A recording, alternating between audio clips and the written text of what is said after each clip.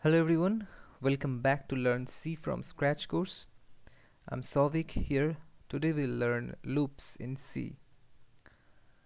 Now the first question comes in our mind is what is a loop?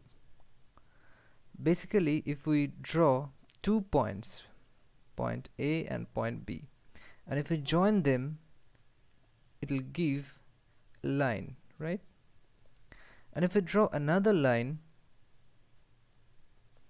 then it creates a loop. If I want to go from point A to point B, simply I can follow this path, and if I want to go from B to A, I'll follow this path. So this is creating a loop, right? Now what is a loop in programming language? Run same code again and again until a specific condition is met. So if we want to run same lines of code again and again, suppose my name is Sovik and I want to print my name for 5 times. So what I'll do, one thing I can do is printf Sovik. In this how I will write 5 times printf Sovik. But if I want to write my names for 1000 times, then what I'll do, I can't write like that way. Okay, so then I have to use loops, otherwise I don't have any other way to do it. So that's why we need loops. A loop is basically this, I want to print my name for 5 times, then the loop will help me run same code again and again until a specific condition is met. Now what is the specific condition? Specific condition means I want to write my name for 5 times. That 5 times is the specific condition, right? And if we don't give any condition there, so that will be infinite loop. So the loop will be never ending and the program will hang. Okay, now let's go ahead. Now there are 3 kinds of loop in C language. One is for loop, one is while loop, and another one is do while loop. So we'll see one by one.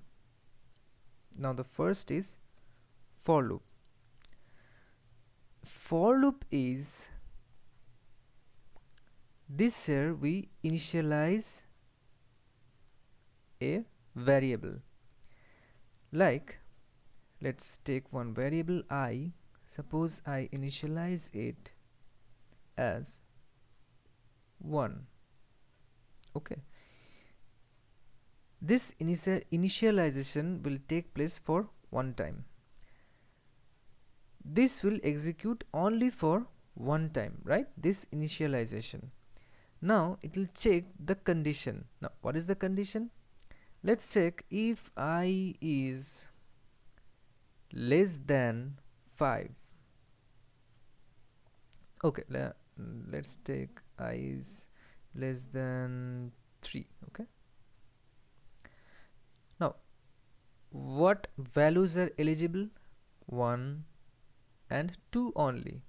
So then the first time the value of I will be 1, and here it will check in the condition, and if the condition is true, then the program will execute these statements inside the for loop. Okay, if the condition is met, if the condition is true, and then after executing the for loop, it will simply increment the I variable. Now the I will be 2. Simply what I'll do is I plus plus, and it will increment by 1, and the value of I will be 2 for the next time. I said that initialization takes place for only one time. Then this condition, the compiler will check the condition again. Okay, the condition is then I value will be 2. Now 2 is less than 3. Yeah, it's less than 3. Then again it will execute these statements. and after that this I plus plus I will be incremented by 1, and then I value will be 3. And when the I value is 3, you see that 3 is not less than 3, 3 is equals to 3, right? So then the condition will be false, and this loop, these statements will not get executed. The loop will break and then it will go outside. Okay, this is the basic thing of for loop. Now I will check while loop. Now what is for while loop, right? Now we give the condition for loop here, right? For loop, let's check. Sorry, this is the condition here in for loop, and we're incrementing the variable here. Now in while loop the same thing is happening here. See, here I'm checking the condition. If this condition is true, then these statements will be executed, and if the condition is not true, this won't get executed. Now let's take another example, like let's what I've taken in the previous example. Let's I equals to 1, okay, and this take the condition I less than let's take 3. Now here again this condition will be checked. I is 1, it's less than 3, yeah, right. I want 2, right. Now the value of I is 1 and is less than 3, so these statements will be executed, and this increment we are doing in for loop here, right, after the condition, but here we are incrementing I here. And this is the most important thing, to increment the I. If we don't increment I, what will happen is all the time the value of I will be 1, and this condition will be true for all the time, so then it will get into an infinite loop. Okay, so this thing we have to remember, we have to increment the variable. Okay, this is how while loop executes.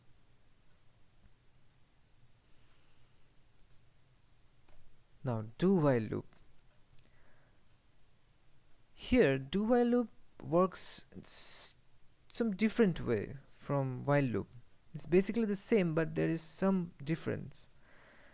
In do while loop, in while loop what is happening is the condition is checking in the when we are entering the loop, the condition is checked, then only, right? Let's see here. Here I'm checking the condition in the while loop, but what I'm doing in do while, we are checking the condition here, right? So basically the loop will be executed for one time. If we write do, so suppose the program flow is going like this, the program is executing these lines, and whenever it checks do, it will surely execute these lines for the first time. For the first time this will run, and then it will check the condition, right? So if we write I equals to 1, and let's write the condition is I less than 3, sorry. Okay, here I've done a small mistake. I have to increment the I here. Okay, if I don't write here increment, then what will happen? It will go into an infinite loop, right? I have told earlier. So we have to increment the variable. So let's see what happens. Let's see. Okay, Okay, this for the first time the value of I will be 1, and these statements will be executed for the first time. Then I will increment it by 1, and the value of I will be 2. So then the condition will be checked, this condition, and now the value of I is 2. So 2 is less than 3, so this condition is met. Again this loop will run, right? And then increment I, then value of I will be 3. 3 is less than 3, then again this condition will check, 3 is less than 3, no, so it will go out of this loop.